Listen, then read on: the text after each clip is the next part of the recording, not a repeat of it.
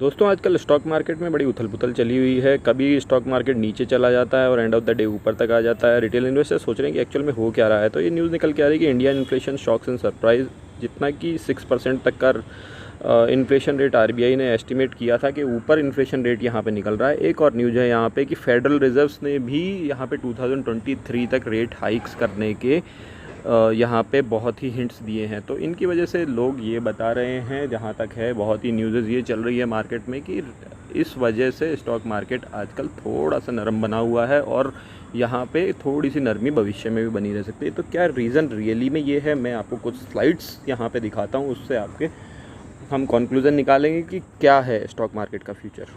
दोस्तों अगर हम जून की बात करें तो फॉरेन पोर्टफोलियो इन्वेस्टर्स एफआईआईज़ का इंडिया में सबसे ज़्यादा इनफ्लो था 8% यहाँ पे, अगर आप देखेंगे अदर इमर्जिंग मार्केट के कंपैरिजन में।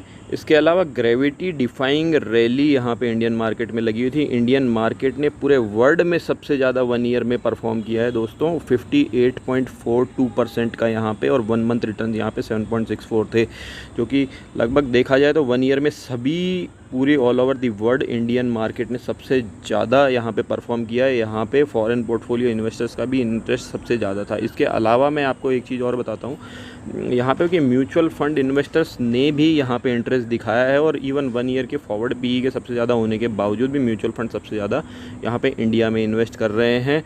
और अगर ओवरसीज़ इन्वेस्टर्स को भी देखें साथ के साथ में, तो जनवरी फरवरी में नेट सेलर होने के बाद में मार्च अप्रैल और मई में उन्होंने यहाँ पे नेट बाइंग की है दोस्तों।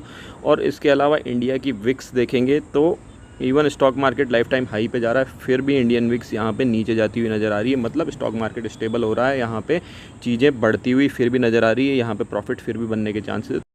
दोस्तों 1 अप्रैल को अगर आप 2021 को देखेंगे तो निफ्टी यहाँ पे 14,798 पॉइंट पे था, और उसके बाद में 30 अप्रैल को यहाँ पे क्लोजिंग हुई 1406 पॉइंट्स पे। और यहाँ पे अगर आप देखेंगे तो एफआईआई नेट सेलर थे अप्रैल मंथ में, लगभग 12,000 करोड़ का उन्होंने माल बेचा था, और डीआईएस ने यहाँ पे इतना माल नहीं खरीद पाए थे जितना कि एफआईआई ने सेल किया था। फिर भी अप्रैल मंथ में यहाँ पे निफ्टी सिर्फ 1% के, सिर्फ 161 पॉइंट के फॉल पे यहाँ पे क्लोज़ हुआ था। तो रीज़न क्या है दोस्तों, यहाँ पे एक बहुत ही बड़ा जो पावरफुल योद्धा नज़र आ रहा है वो रिटेल इन्वेस्टर्स आज नज़र आ रहा है। रिटेल इन्वेस्टर यहाँ पे सेम उसी तरह हो गए हैं जहाँ पे कि तालाब में एक आटे की गोली डाली जाती है और मछलियाँ जैसे आके उसको, इतना मछलियों का झुंड आके उसको गोली को पकड़ने की कोशिश करता है, वहाँ पे उसी तरीके से आज रिटेल इन्वेस्टर मार्केट में बना हुआ है और एक बहुत ही पावरफुल तरीके से यहाँ पे सामने आ रहा है दोस्तों।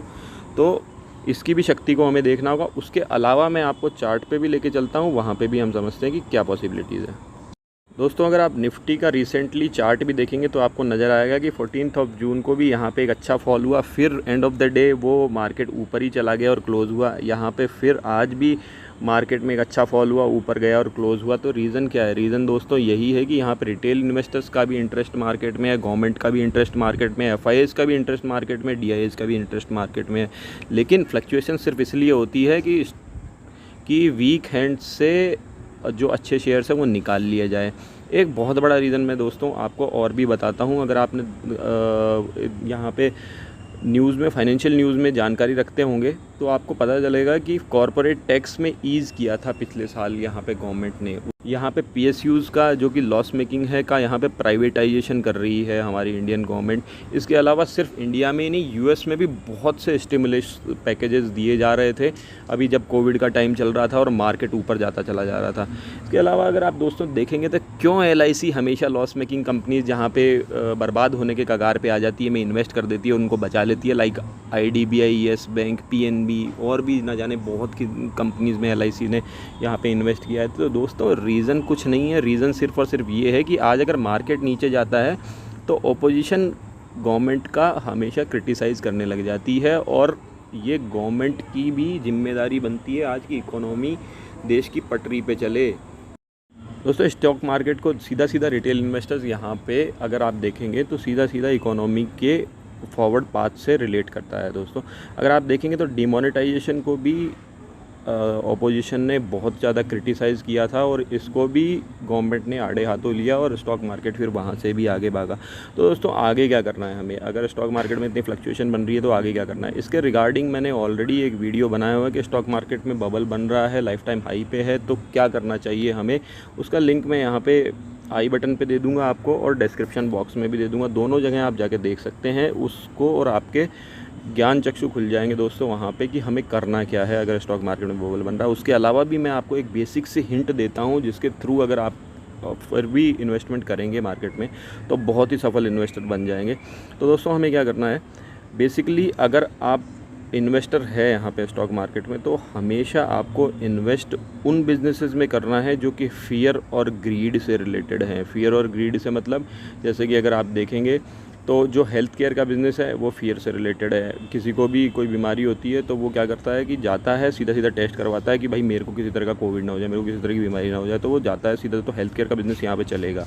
ग्रीड से रिलेटेड जैसे कि एएमसी बिज़नेस है, जैसे कि बैंकिंग बिज़नेस है, जहाँ पे कि लोग ये सोचते हैं कि हमारा प्रॉफिट बन जाएगा अगर हम जाके सीधा सीधा म्यूचुअल फंड में इन्वेस्ट कर दें, सीधा सीधा बैंक में इन्वेस्ट कर दें, किसी एफडी में कर दें, किसी तरह की किसी स्कीम में कर दें जो कि बैंक यहाँ पे चलाता है।